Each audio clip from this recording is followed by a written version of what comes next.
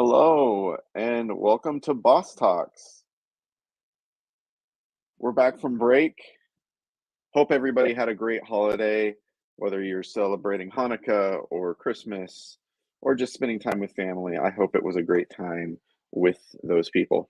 I had a few weeks off. My last show was right before I took off. I think it was like the 15th of December. So a little bit of hiatus, but I'm happy to be back and really excited to have my guest today, Victoria Cowart. She has been in the industry, let's see here, 18 years, I think. 18 years. I think she's got me beat. Maybe longer. She'll adjust that. I think it's a little longer. But that's just what I had written down. I think since 1986. Is that right, Victoria? Okay. Yeah, that's not 18 years. That's more like my existence. So I am 38. So she's got 36 years in the industry, if I do the math right. Maybe 37. So she's got me beat, and she's a force in this industry. She's done so much, and she's doing now something that she's just passionate about, which is fantastic. And I want to learn more about that and want to learn alongside you. So let's bring Victoria to the show. Hey, Evan. Victoria. Now, Victoria, I'm really jealous of your situation at PetScreening. You guys have a videographer, you've got a studio.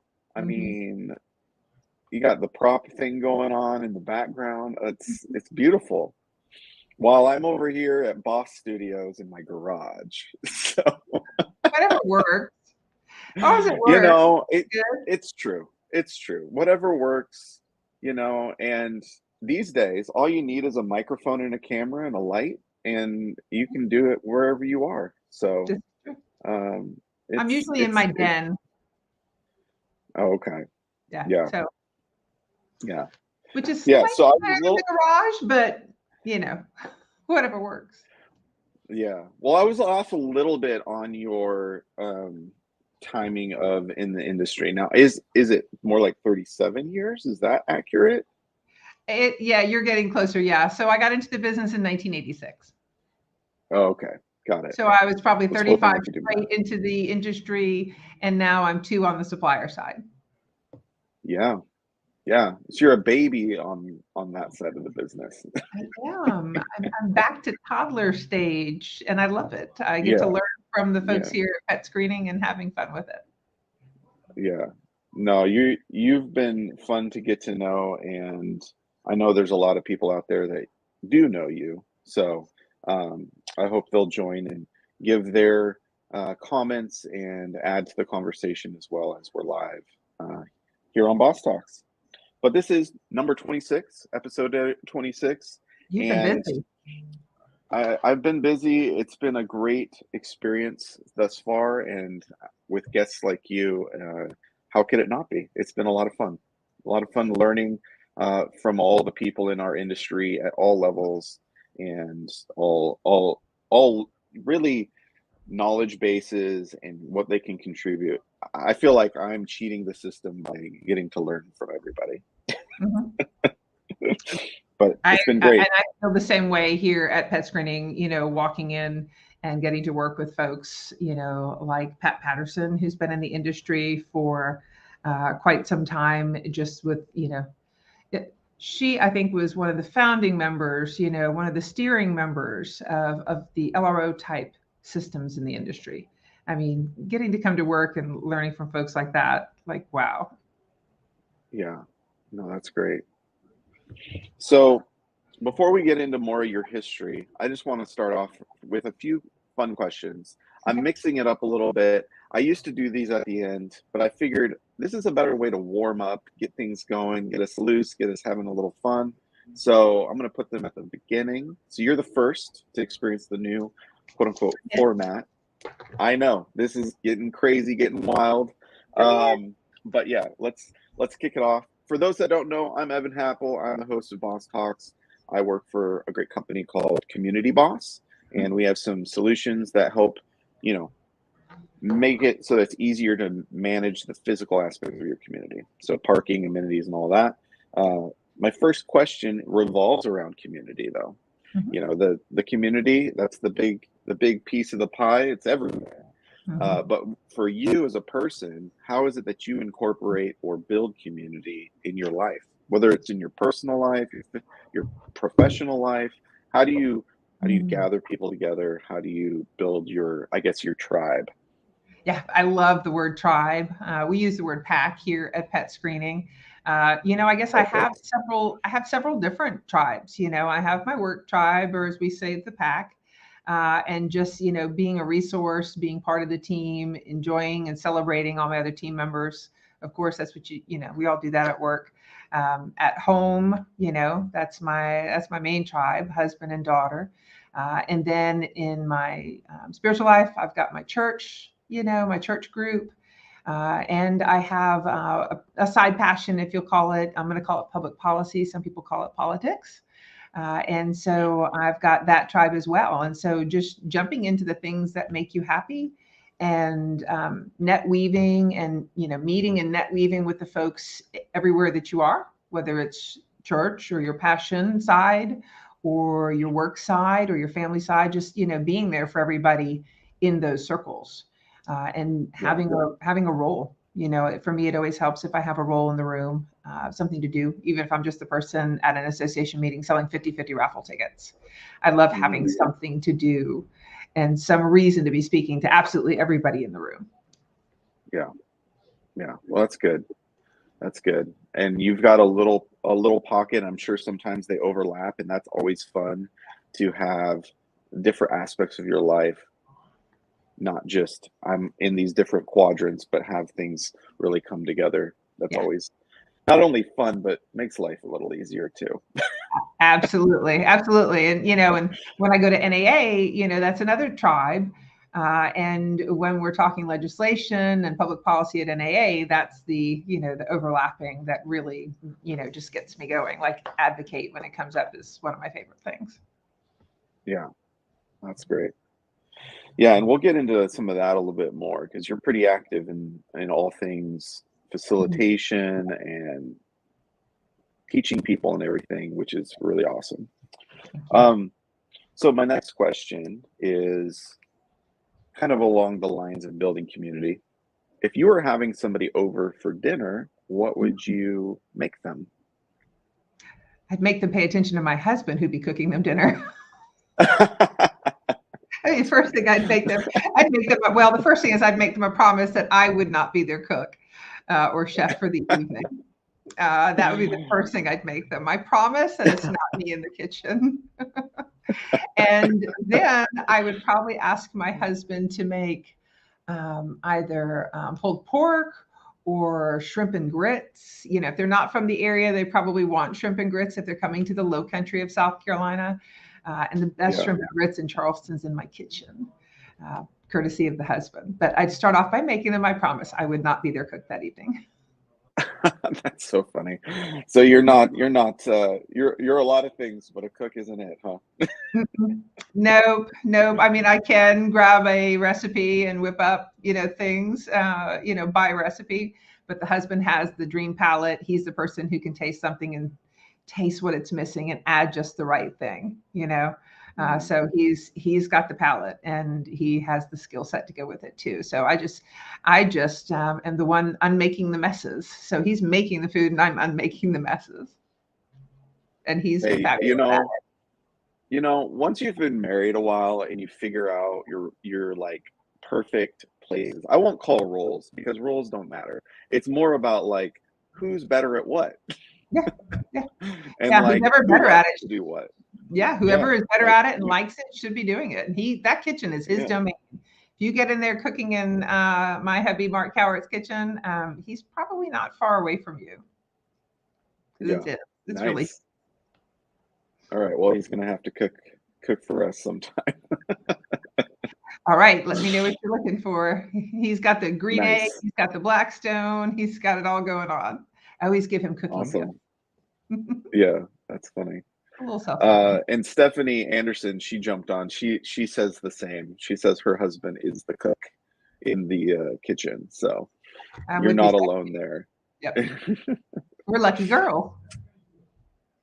Yeah, I mean, I can cook. We share though. I don't think either of us is like the cook necessarily.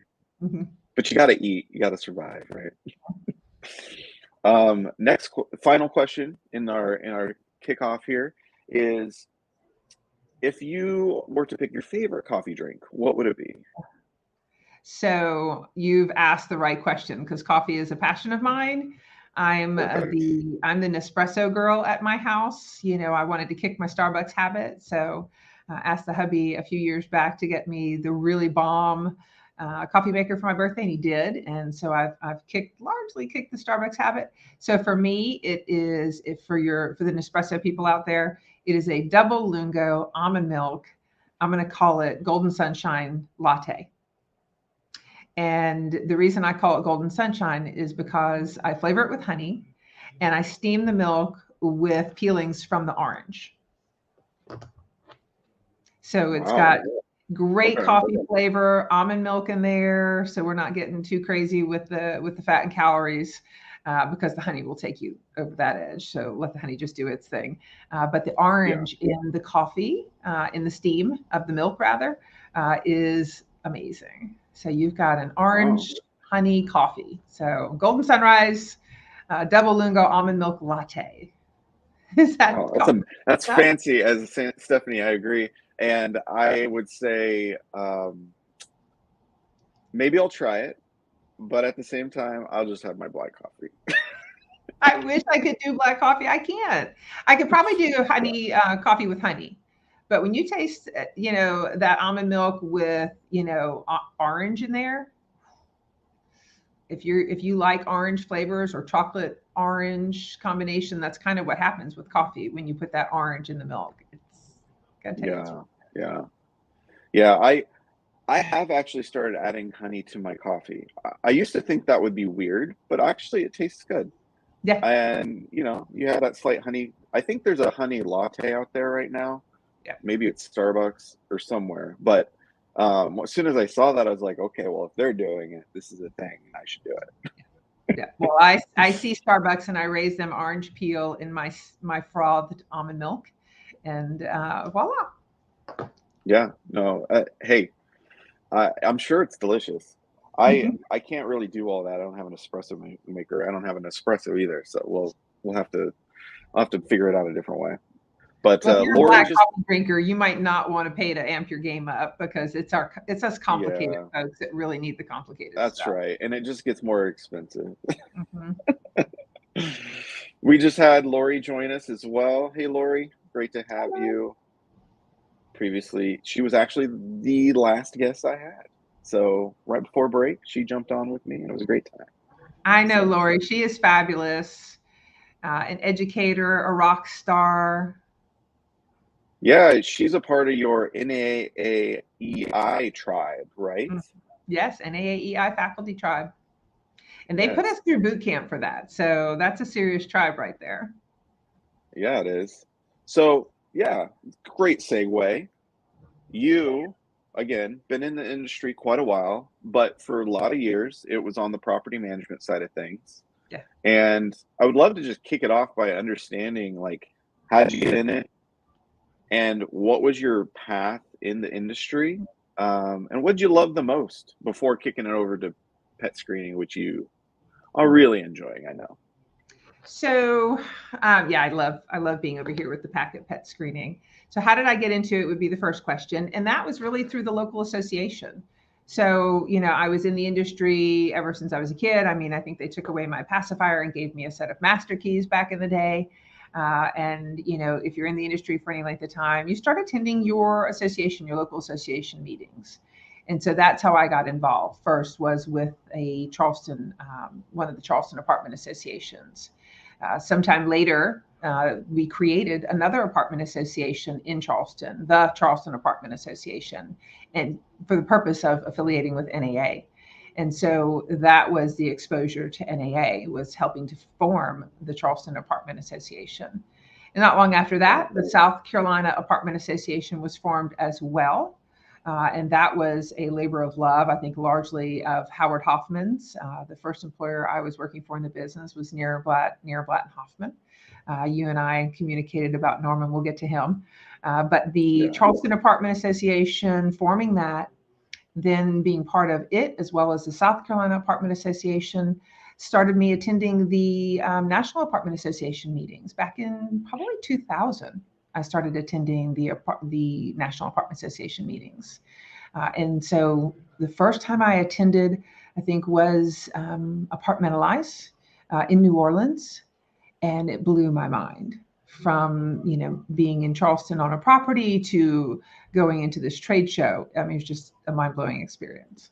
So that's probably how my whole path. And I really fell head over heels in love with Mr. NAA at Advocate.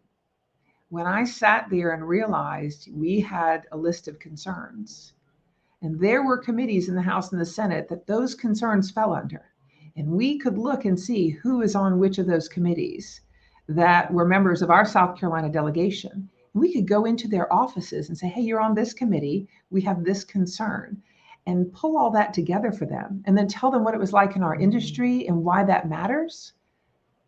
Total, again, mind-blowing experience. Fell head over heels in love with it.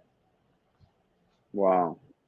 Yeah, I guess I didn't realize how much you had done in establishing affiliates and being a part of that whole world, that side of it. Because on the flip of it, you've also been very involved just in property management as well, right? So you've been with a number of companies on that side as well. So yeah, what on that side, what were some of the roles that you've held? So on the direct side, leasing agent, of course, many of us start off as a leasing agent, and I had the best fun with that. And then assistant manager, and then manager, and then managing larger properties, working for different companies, then doing regional type work, then more of managing, different types of managing. I went at one point from managing conventional apartment communities to managing subsidized apartment communities, and learning a whole new portion of the apartment world and the giant book that comes with it. Section 8 property management. Oh my, yes. Some of the resident files were large enough to be used as a weapon. They were like really big. So going from property management that's conventional to property management that's subsidized, and then portfolio management, and then portfolio management that included mobile home communities, and that went on to include HOAs as well. So kind of a cross section. I think the only thing I haven't managed was tax credits, but Section 8 comes pretty close. So out of all that, what was your, I guess, favorite segment of the industry? You had Section 8, you had affordable, you had probably some luxury in there. You had HOA, so you were playing in the single family households, maybe condos. So yeah, I know they all have their nuance. Yes. What did you enjoy the most out of all those? Well, they all had different things that I liked. You will never hear me say HOA management is my favorite. You are managing neighborhoods with houses that people own, so they're all owners and they all want to live exactly where they want to live. So HOAs, and there's the whole factor of boards that you have to work with too. Yes, which is always a fun experience. Yes, my boards were always pretty great, but the residents who buy into an HOA and then want to live exactly the way they want to live without being told what they can and cannot do after having bought into a neighborhood with an HOA. So you won't hear me say that one. When I was on property, I have to say the work that kept me the most intrigued, involved, excited, compassionate was the Section 8 work. I absolutely love my conventional work. Don't get me wrong. Mobile home communities were a really cool thing to do as well. But as far as the role that hits all strides, as far as site work, that subsidized work is pretty incredible. You're part attorney, large part attorney, accountant, referee, and you're working with people who didn't just decide to live with you. You're working with people who need to live there. Mm. And so that extra layer of, of service that comes along, the juxtaposition of need and service, was very appealing to Yeah. me. So, Okay. with the way Section 8 works, not to get into Section 8 calculations, people will drop right off. But the way that works, in essence, your senior citizens don't have to choose between their rent and their medications. And that's an incredibly important thing that I found was just, a heart benefit for me, helping people have a quality of living where they're not making choices like that. And to be able to help them not have to make those choices was really pretty amazing. Yeah. Yeah, that's important, to be able to live or not live. And they're all part of living. So it's, that is a big topic, right? The whole idea of housing as a right versus housing as a, just if you can, you can. Like, but we all do need a place to live, just like so many other things, like food to eat and all that. So, Yeah. Food, shelter, and clothing, they're at the root. Yep. Definitely important. So, yeah, thanks for sharing that. That's really cool that you've had such a broad experience, that you've been in it long enough to really play in all those different places, been so involved in your affiliates and NAA at a bigger and broader, but also more in depth too, because I know, as Stephanie puts it, you were known as Mrs. Legislation. So I you love must Stephanie. have gotten She's brilliant. pretty involved in that side of the business, which most people would probably shy away from. So that is one of the kind of the things that you brought up as passions. You brought up education, educating people, pets, which we'll get to, and then legislation. Now, legislation, I don't hear legislation and go, you know what? This sounds like a good time. Let's jump in the deep end. Let's get into politics. Let's have a good old time. Like, what is it about that really, like, actually is not, I don't know if it's exciting. Maybe it's exciting. But what do you enjoy about that? That's a good question. Making a difference. When I got into the industry, and if anybody out there is a wonk and really wants to really understand in a 5-minute span why legislation is everything, look at the 1986 Tax Reform Act. That was a triple gut punch to this industry. And I think we couldn't buy a postage stamp for 5 years without asking permission, because properties were no longer worth what they were worth before that act was passed. Properties went belly up. They had to create an organization because there were so many properties in receivership. They literally had to create an organization to manage it all, because they took so much value out of the actual assets. They literally destroyed the value of so many assets with that Tax Reform Act. There were 3 changes in that act that upended this entire industry and devalued deals, had people walking away from them, turning them back to the banks. It was a nightmare. And the only way to not be on the plate, I realized very quickly, was to have a seat at the table. So you're either on the table or you're having a seat at it. And unfortunately, this whole term landlord is a very negative term, and there's a very negative view of what we do. And folks don't realize what NAA shared so well, that oftentimes there's 9 cents out of each dollar going back to the owners and investors of these properties. People think that they're amazing cash cows. And so they become a target because they don't realize what we do, how hard it is to do, and how thin the margins are. And you look at other industries, and they have unions, and they have PACs, and they have organizations and federations, and we have one too. Yeah, and it's the NAA, and we have to help them tell our story to our members of the legislature so that our livelihoods aren't on the table, on the dishes. We need to have a seat at that table, not being served up, but being seated. And when I realized there was really a choice to make, I didn't avoid the choice. I looked at it and I made a choice. That's really interesting. I don't think a lot of us give it a lot of thought like that, but for you to put it that way. It is a very important thing. And just being active in politics, even just voting, obviously important, like Super. at the bare minimum. But you getting involved in the way you did and seeing like, okay, well, if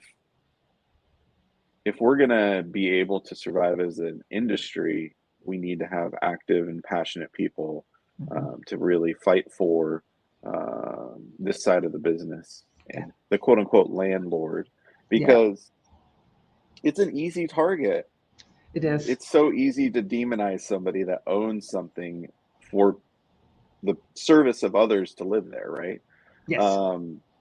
And absolutely, there's bad landlords. Yeah. Just like anything, there are.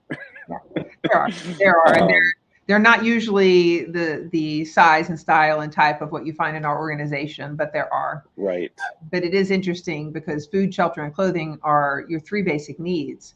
But of the three, you don't usually hear them talking bad about grocery stores or clothing retailers. It's, there are three basic needs, and we're the one that's often the demonized one. And so that's, that I guess I just had an awakening about that in an early stage, and being involved in the local association and the state association, trying to struggle against legislation that had already been offered or ordinances that had already been offered, trying to proactively craft what we needed, just working on that at an early stage, just kind of, laid out a map for me. And Stephanie was right. I was Ms. Pac-Man for quite a while. NAA's PAC chair and PAC ambassador chair for a minute. I used to chase people around the hall for money, and some of them were most of them were so generous and helpful. It was really a wonderful experience.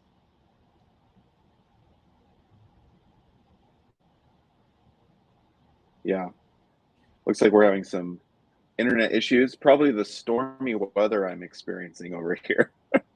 So I do apologize if I cut out. I think I'm back, but thanks for sharing all that. The thing that I know is a big deal right now across the nation is rent control, right? And I know our local affiliate is doing so much with trying to educate the public about the effects of rent control. And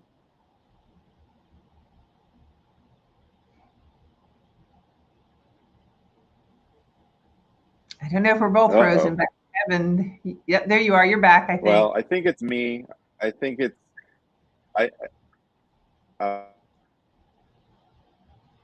uh-oh, you guys. And come back. I'm going to have to start checking chat for questions. I'm here. Can you see me? Yay, there you are. Yeah, my stormy weather is messing with my signal, I think, unfortunately. I drove through that storm this morning. It was not friendly. Yeah, I think the whole country's under siege right now in one way or another. So beyond legislation, education. So you're like we already stated, you're a faculty with NAAEI, and you have the great opportunity to speak at different things. I know you've been into our local affiliate to do trainings around things regarding pet specific topics, which is a great service to the industry and something you do and travel around and do and offer to different conferences and things like that. So I'd love to learn more about what you're doing. I know we even had a question Lori actually asked. I'll actually show it, but she's wondering where you're speaking next. You know what? She would love some advice on because she's getting into that. She would love some advice on public speaking and such too. Well, first, let me say I don't know that I would give Lori any advice because she's fabulous already, number one. Number two, she just went to boot camp, I'm sure, with 3 of the industry powerhouse trainers. So my advice would be to follow all their advice. And preparation is certainly key, having something that you can be really fluid with. Right. I love for anybody who's new for the facilitation, to facilitate on Zoom where you can see your speaker notes, while still maintaining good eye contact using dual screens. As a facilitator, most often on the internet, I think that was, actually the gift for me last year, starting off in January of 2021, or the year before last, now because it's 2023. Let me catch up. But starting off in January of 2021, getting going with the facilitation for this role, I think that having your speaker notes and being able, as I said, to maintain that eye contact and getting really fluid and familiar with your materials in that fashion is such a gift if you're able to do that. I taught for 9 years prior to coming to this role for the local association of realtors, and I used to teach from 6 o'clock at night till 10 o'clock at night after having worked a full day. So that was my very long boot camp, but my NAAEI faculty was also boot camp. And I know Lori went through that as well. I'm not sure if Stephanie did. Not that she needs anything. Fabulous, both ladies. So that'd be my advice if I were going to give advice. I honestly don't know what's up next for me because I've already scheduled probably at least 20 sessions for 2023. Last year I hit nearly 70 sessions. So, it's Zoom, it's in person, on occasion I'll do a 3-day turnaround going to California or Washington State or Oregon. I'll Zoom into a meeting. Other people there physically in New York at a meeting, and they'll Zoom me into their meeting. One day I was Zoomed into a lunch meeting. I lost, for you, Evan, to make you feel better, I lost my internet connectivity at home. And I remembered it was a lunch meeting that I was there for. So I said, you guys eat lunch. I'm going to drive to the public library. I'm going to get into their private room.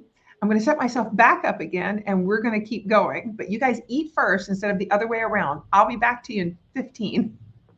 And I literally had to drive over to the other side of the city, set up in a flip, and jump right back in. And I got to them, I think, as they were heading into dessert. So internet struggles are real. That's a hashtag. Internet struggles are real. But this is true. I don't know what's actually up next, Lori, but I'm always putting my announcements in LinkedIn, almost always. I'm pretty good about that. But I've been just so fortunate to speak for associations and companies around the country. I was really tickled to get to speak for Allied Orion, all of their employees, Range Water, Cardinal Group Management. So I'm excited as to what's to come next, whether it's associations or organizations, companies, in person or on Zoom. I'm happy for all of it. Yeah, no, it's awesome. And it's a great, honestly, obviously on the one hand, you're doing it, it's part of your job. But on the other hand, you're passionate about it, and it's a great benefit to the industry. So, I like anything, there's always a purpose to why we do any of this stuff. But, but there's also a genuine love for the industry that you have, and also a gift to teach others and to bring forth information and help them be better at their jobs and their roles. So, are there tips? It's a gift that gives back to me. When your purpose and your passion intersect, I mean, no matter how hard the day gets, you're still smiling. I still find myself smiling. Sometimes it's like there are not enough hours in the day, but when purpose and passion intersect like that, it's just too much fun. Yeah. And when did you discover that, I guess, the teaching aspect, facilitation, really was a passion? And I got to do this as my job. Well, I didn't think of it as that when I realized it, but when you're teaching at 9:30 at night, and you're trying to keep people awake who'd also worked a full day and explain to them the interconnectivity between NOI, cap rate, and property values, if you can actually get them to go, oh my God, I get that for the first time, and it's 9:30 at night. Yeah. Something's up right there. That's tough. Yeah, that's true. I can't do that. A triple shot latte going into those classes. Thank you, Starbucks. Yes, for sure. Well, that's fun. And it's probably, as a facilitator, you enjoy bringing forth the information, but you also like seeing that people are learning, that they're grasping information, that they're getting something out of this. Yeah, the light bulb moment, watching that actually happen for folks and them being excited. Because as I took my college education at night as a full-time property manager during the day and going to school full-time at night, I was always so excited to be in a class that had next day value, which was my term for it.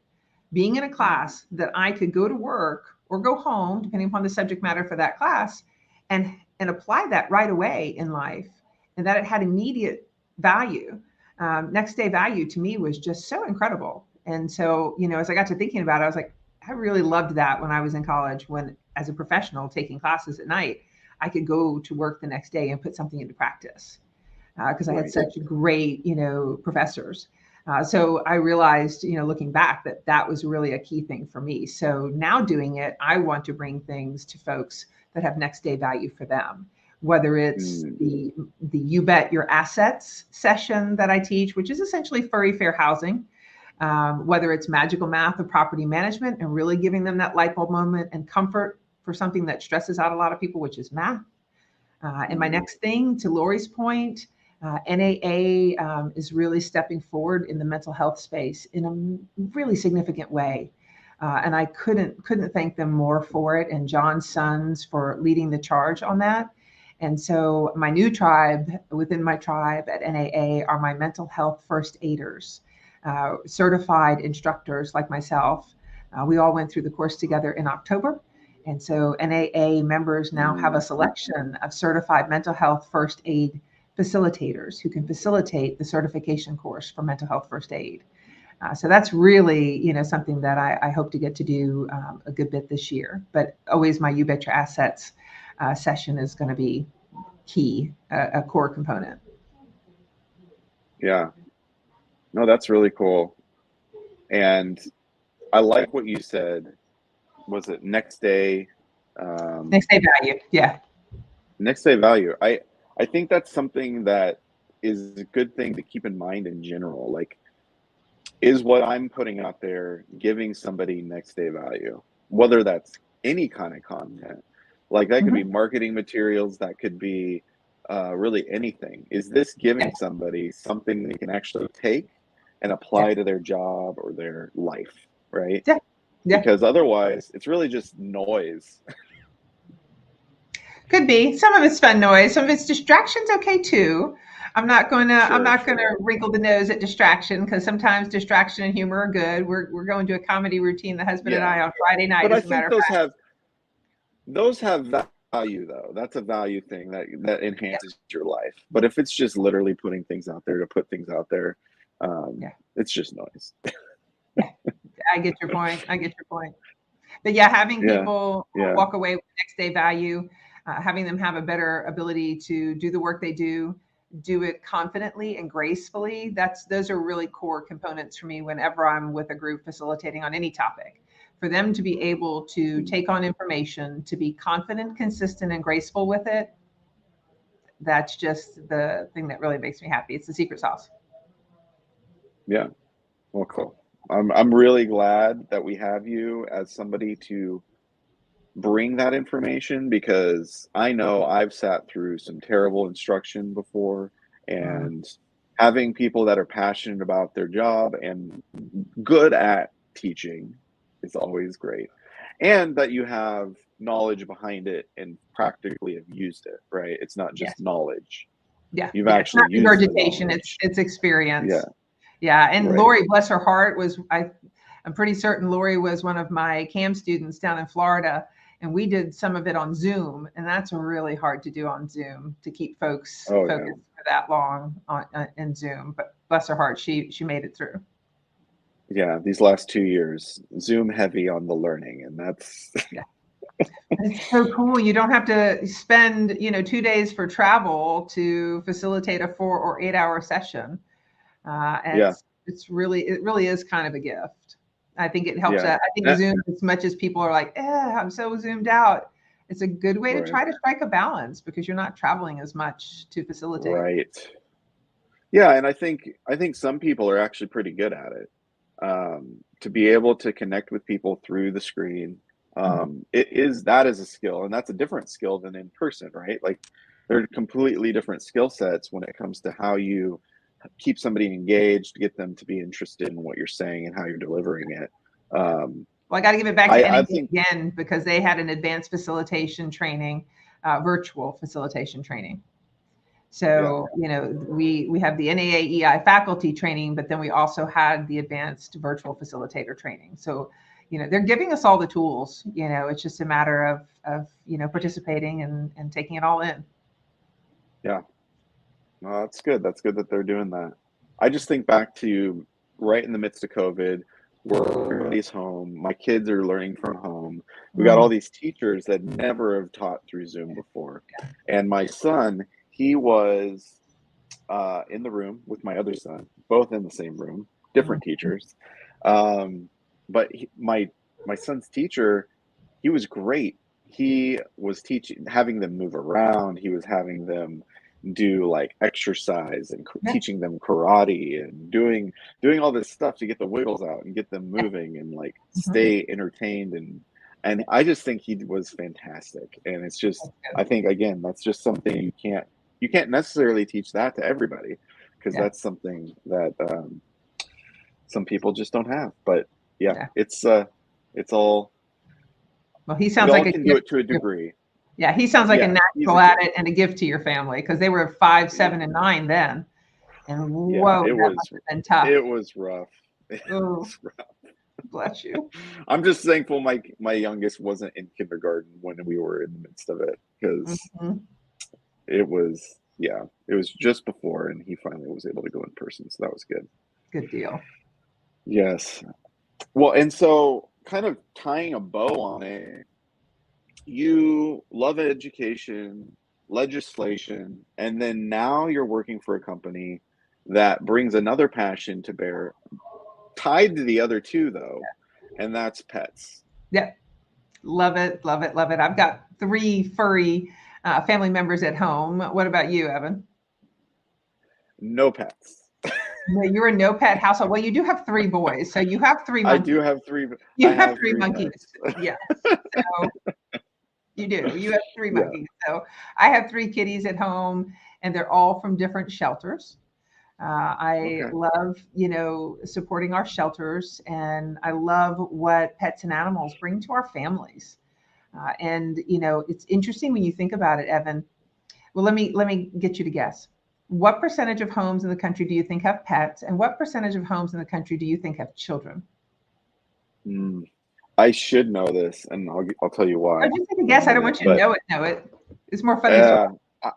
I think 60% have pets. You're close. I read 65 to 45% have kids. No. So the number I'm reading most often now is 68 to 70% have pets. And the most recent number I read was 27% have children. Yeah. So that tells you the level of importance and prevalence in our society of the furry family members. So I'm not alone out there. And Seattle is a huge one for this. It probably skews higher in both. So we probably have less kids and more pets. Probably so. But yes, with PetScreening, I get to marry all these different things. Director of education and outreach. So I'm writing articles, going into magazines, I'm facilitating sessions, and I'm also an account salesperson, because there's just no way to really stay tuned into a company speaking on their behalf as I am if you're not part of the sales funnel. So if you're not really walking the talk, it's really hard to really stay fully connected to the whole process and all the folks in the company. And I definitely want that. So I get to do kind of triple duty, writing, speaking, and selling. It's all around the pets and assistance animals space. And assistance animals are incredibly important, because we in this industry have an opportunity to help the disabled more fully enjoy their homes like a non-disabled person. And that is an amazing thing when you consider that we're impacting their quality of life and their ability to function. Those 3 words, quality of life, and then the other 3 words, ability to function, are huge when you think about a person living day to day in their home. And assistance animals can strongly factor into that. So as passionate as I am about that, I'm equally as passionate about those rights being reserved for the truly disabled. And so, we here at PetScreening process gosh, we've processed over probably 300,000. We've received over 300,000 assistance animal accommodation requests into our system. And we're the leading processor, if probably, gosh, one of the only processors of assistance animal accommodations in the country. Those requests are so important to our clients, but we also help them with all of their pet information and pet data and pet management. What we do is essentially a digital pet and assistance animal management system. But it forms a risk management system, it forms a pet revenue management system, and a time and friction management system as well, because we're the ones having those rough conversations sometimes with those assistance animal requesters instead of the teams. And they are able to do what they do, leaving that expert work that you really do need experts for, leaving that in our hands for them. So it's a really great marriage of kind of all the stuff I really like. Yeah. Well, that's great. Yeah. And I know that you kind of like, this is one thing that you mentioned. We didn't put it as a bullet point, but the idea of you didn't, in any of your jobs, apply for a job. You were talking to somebody, and in one way or another, through networking, you found a new role. And that's really how you landed where you are, even at PetScreening, right? Yeah, that's when I sat back and thought about it the other day, preparing for this conversation. Really, that's how I've, my first job was when I was 13 years old. And, from then till now, I don't know that I've ever responded to an ad so much as I've just, known someone who referred me to someone, introduced me to someone, what we call now, engaged in net weaving with me. And that's how, all the roles have come about. So Watchtower is a company in the industry that I absolutely love. I used to use their services in the communities I managed, and got a chance to know John Michaels over there and some of the other amazing folks at Watchtower. There's quite a few. And I was chatting with John Michaels, when I had an opportunity to pivot, and we just started talking about what I liked. And he said, I know the folks at PetScreening. You need to talk to John Bradford at PetScreening. And I said, okay. Do you know him? He said, yeah, I'll introduce you. There you go. And so it just sort of happened like that each time. Yeah. Yeah. And I've had similar experiences, not to say I haven't applied places. In fact, my current job totally applied here. And it was a long process, but I used networking to a degree / LinkedIn in order to really drive it home, I guess. So people that aren't using the modern way of networking, LinkedIn, I mean, the people that are on this call, they are, but others that aren't, I don't know where you're at. You're under a rock or something, because you need to get on LinkedIn. LinkedIn is definitely where it's at. I'm so thankful for the opportunity to really network with other professionals, both in person at association and other types of events, as well as on LinkedIn. And there's absolutely nothing wrong with seeing a job and going, oh my God, I love that job description. That's me. I want that job. And applying for and going after that job, applause for you for sure. Right. Fortunately, I just have had conversations with friends who, when I've said I'm ready for a change. It's time for me to do something different, who've said, hey, do you know so-and-so? Have you met so-and-so? Let me introduce you to so-and-so. So I think it's, both are great. What matters is landing someplace that makes you smile when you get up in the morning. Yep, for sure. And then I know this is tied somehow to this. You've coined a phrase, at least directly to me, and maybe you use it with other people, of pulling a Norman. And what is it that you mean by that? So when we talk in the industry today, most folks in the industry got into the industry by accident. If you are in any type of room and anybody's asking how many people got into the business on purpose, you'll probably won't see more than 5 hands raised in any size room of any number of people. And I got into the business on purpose because it was another networking thing. I knew some folks who worked for Nierenblatt and Hoffman back in the day, and they talked about it great. They appeared happy in their work lives, told me who they worked for. And I thought, well, I'm ready for a change. And so through that net weaving, was kind of introduced to that owner, and called him up and asked him, do you have any openings? And he said no. And, so don't take your first no for an answer. And I said, well, who works for your managers where they're on their days off? You know, he kind of described what they do and how they do it. And I said, well, who works for them when they're off? He said, no one. I said, so they get a day off, but they come back to a desk full of stuff? He said, well, yeah, now that you mention it, they do. And I said, well, wouldn't you like to have one person who can pop in and out of all your offices every time one of your managers is off and just float off 4 of your properties and, you know, and help make their return to work each time they come back from a day off better? You know, not lose any rentals, not lose any people who are coming through. He said, maybe. And he, you know, invited me over to have a chat. And then he said, here's the keys to the model. Go take a look at it and come back and sell it to me. I was 18 years old. In my head, I started laughing. Like, oh, okay, what have I got myself into here? But I did it. I went over and I looked at the model. And, you know, Norman's out there to this day, I think retired or semi-retired and fabulous. I came back, I sold him the model. He was impressed. He gave me my start in the industry. And, you know, from then till now, it's, you know, I've always been in the industry and so appreciative of that first opportunity to learn, to really enjoy, to go after the business, to see the value in the business, to enjoy coming into the business, learning about the owner's goals, you know, learning to serve, you know, teammates and try to make their return to work each day better, you know, when they had a day off. It was a great way to start.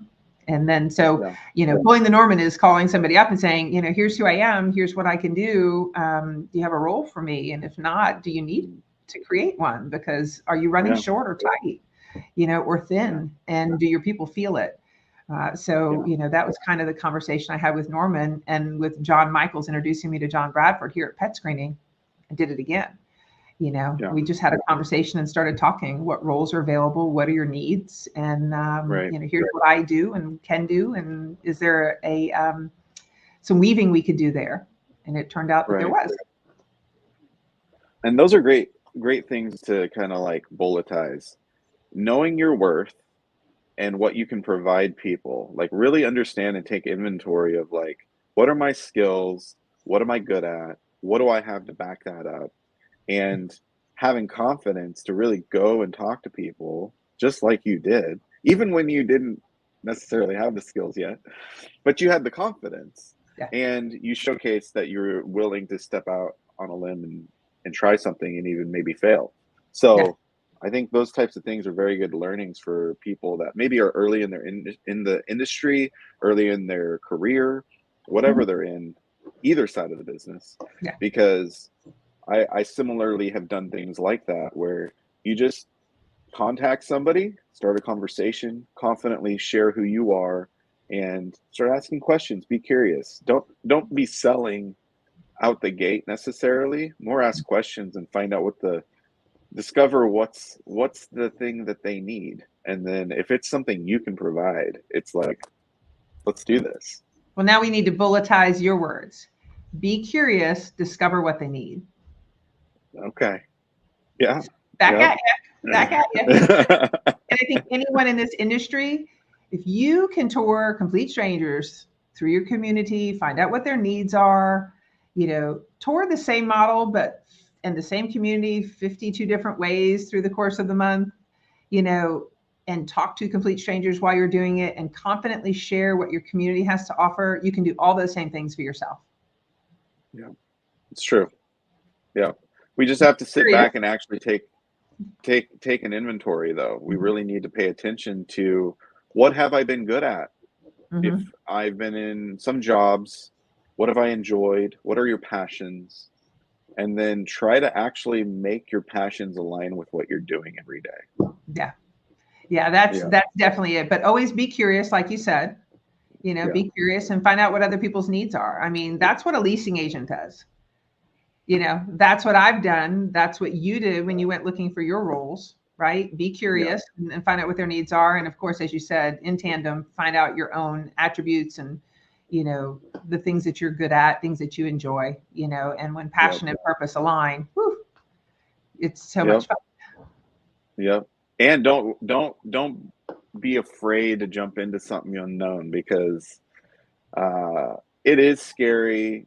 It does feel kind of terrible at first because you don't understand what you're in. I did that with the Section 8 management. Ooh, I was terrified. Yeah. But It was scary. struggle is good. It's Mhm. actually a way to like expand your brain, really give yourself brain exercise. And so make sure you make that a point to try something new. That's for Yeah, sure. absolutely. Absolutely. Well said. Well, Victoria, it's been a pleasure having you on Boss Talks. And I am so thankful that you said yes to this. Well, And thank for you for all having those that joined us, thank you for participating. We had Lori and Libby, and I think Vanessa, she jumped on for a little me. Oh, bit, and Vanessa's was Stephanie. And good I'm sure too. there's, yeah, yeah. And a lot of these have been guests. And Libby, she's coming up in a few months. She'll be a guest as well. Oh, Same with Stephanie. She's jumping in to the Boss Talks family here in the next few months as well. So excited to talk to them in the near future. And just like Victoria and Vanessa and Lori and Libby and who else? Stephanie all said yes to Boss Talks. You too can be a guest on Boss Talks and just jump in you too. out of your comfort zone, be a boss, and just own what you are, what your passions are. And I'd love to talk to you. So reach out on LinkedIn, however else you can get a hold of me, and I'd love to chat. Till Thanks, next time, till Evan. next Wednesday on Boss Talks, it's been so fun, and I'll see you next time. Bye, guys. Thank you, Evan.